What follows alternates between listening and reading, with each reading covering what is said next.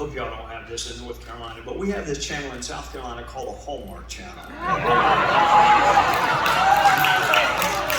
You gotta be kidding me. It is the same movie every single night.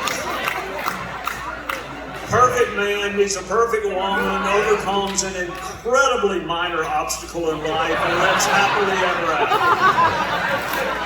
So if you're filming tonight's movie, I apologize. But it was the same movie you saw last night. So people say, do you miss it? I miss some of the people. I do. There was one night, we wanted to buy Greenland, but Greenland wasn't for sale.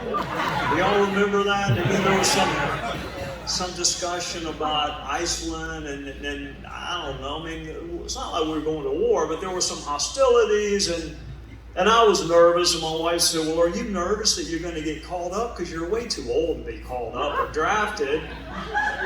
And I said, well, thank you for that, honey, but no, what I'm worried about is I'm going to be doing a Fox interview and somebody's going to ask me to find one of those countries on a map, and I cannot do it. She said, well, just go to bed if you're worried about going to bed. So I did, and because God has a sense of humor, he sent me a dream. I'm going to share this dream with you, and then I want to talk about something very near and dear to my heart. In my dream,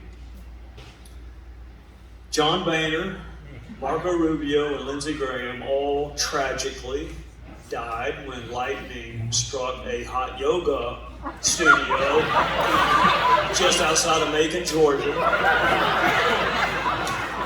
Let that image sink in. And all three of them made it to heaven, which could happen. Two of them for sure, but in my dream, all three of them made it. And they agreed about St. Peter, and St. Peter said, look, you're big shots on earth, but this is heaven. There are rules in heaven. You're going to follow the rules, or there are going to be consequences. So John Boehner, which should surprise absolutely no one, is the first person to violate the rules of heaven. He broke into a Walgreens and stole some self-tanning lotion and some cigarettes. And he gets caught, and in my dream, he's chained to Roseanne Barr with a 10-foot... You can trust me, I'm a lawyer. This really happened.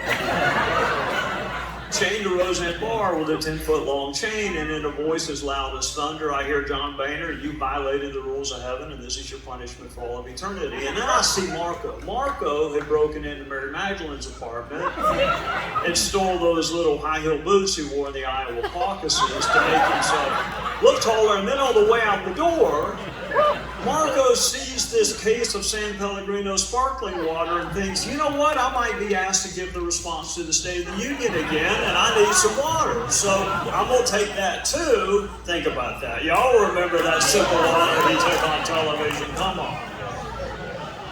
In any event, he is chained to Richard Simmons with a 5-foot long chain. And in a voice as loud as thunder, I hear Marco Rubio, you violated the rules of heaven, and this is your punishment for all of eternity. And this is where I get emotional. I've known Lindsey for 30 years. I've actually liked him for a very small part of that time, but I've known him. Look, y'all liked him for a week, the Kavanaugh hearing, and that was about it. But I've known him forever, and he comes over and plays golf for free at my club.